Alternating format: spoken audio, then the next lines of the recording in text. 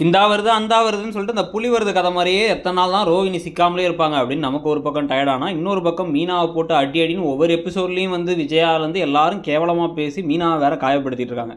அதெல்லாம் மாற்றி அமைக்கிற மாதிரி இப்போ எப்படியோ வந்து ஒரு சின்ன ஒளிவிளக்கா திருப்பி 300வது தடவையாக ஒரு விஷயத்தை காமிக்கிறாங்க. என்ன அப்படின்னு வந்து பார்த்தா, அந்த ப்ரௌன் மணி சிக்கிற மாதிரி, ப்ரௌன் மணி இங்கே தான் இருக்காருன்னு வந்து மீனா வந்து பார்க்குற மாதிரி வந்து காமிக்கிறாங்க. கிட்டத்தட்ட அவருடைய வாய்ஸை ஏற்கனவே வித்யாவோட வீட்டில் கேட்டாங்க, ஆனால் வெளில டக்குன்னு வந்து பார்க்கல.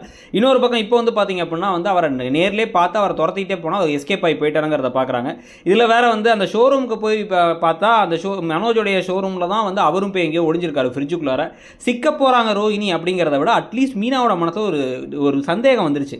இந்த ப்ரௌன் மணி வேற ஊர்லாம் போல இங்கே தான் இருக்காரு அப்படின்னா என்ன கதை இது, ஏதோ நிறைய பொய்கள் இருக்க மாதிரி தெரியுது ரோஹிணி சொல்கிறதில்ல அப்படின்னு சொல்லிட்டு கொஞ்சம் கொஞ்சமாக ரோஹிணி மாட்ட போகிறாங்க. அப்படின்னா ரோஹிணி மாற்றனால தான் அந்த கதையோட முக்கியமான தீபாவளியாக இருக்க போது. உங்களுக்கு என்ன தோணுதுங்கிறத சொல்லுங்கள்.